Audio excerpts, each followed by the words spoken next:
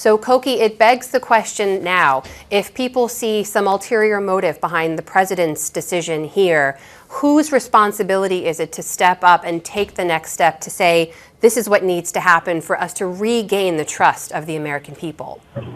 Well, the obvious person is the Attorney General, but the likelihood of that happening is probably slim to none. No.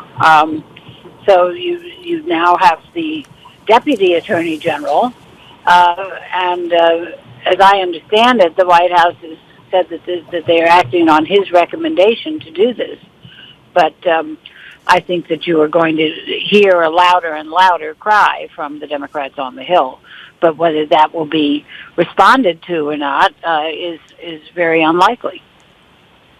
And Mike Levine, you've covered justice for us. You know how this agency works. I wonder, for all the talk about the investigation into possible collusion with Russian officials, for all the talk about Director Comey's handling of the Clinton investigation, there's obviously a whole body of work the FBI carries out not related to either of those things. Is there any concern among folks you've talked to so far that the firing in this sudden and unexpected way of their director puts into jeopardy any of that work?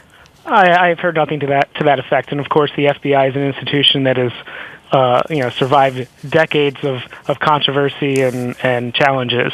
I did want to just add one thing to the conversation before about criticism that this could potentially be tied somehow to ongoing investigations.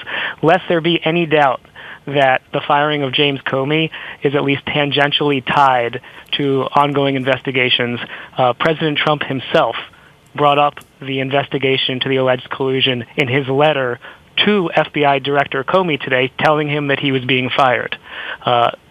Earlier this week, days ago, Comey was testifying before Congress and was asked specifically whether Donald Trump himself is a target of the investigation related to alleged meddling, and Comey refused to answer the question.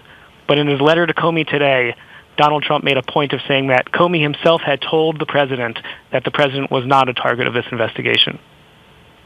And folks, stay with us here. Of course, we're going to have continuing coverage on World News coming up very shortly. Rick, I'd love to get your take on this, though. Look, one of the bottom lines here is that the White House fired someone who was investigating the White House. For all the other reasons we'll hear, for all the tweets and statements coming from various members of Congress, that is an undeniable fact. That's right. And I think Mike is exactly right in pointing out that it's mentioned by President Trump. It wouldn't have any relevance in another context. And it just simply does not add up to say that President Trump is firing Hillary Clinton because of the information that came out during the election, during that conduct. That may be an excuse, it may be a reason, but it doesn't fit with a lot of the evidence that we know about President Trump and his view of the election last fall. So it's going to be on the White House to prove this out. And again, these are very big stakes for President Trump. This is not just a political score-settling game. This is about trust in the democracy. This is whether the government can operate in the appropriate way. This is going to be as high-profile an announcement, high-profile a period as we've seen around President Trump. A lot of eyes on both sides of the aisle watching what he does next for just basic trust in whether an investigation can happen in this era.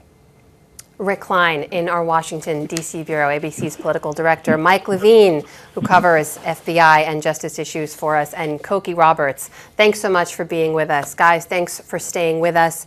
This is continuing coverage of the firing today by the White House of FBI Director James Comey. There's going to be more on World News coming up right ahead, so stay with us. Thanks for joining us. I'm Amna Nawaz.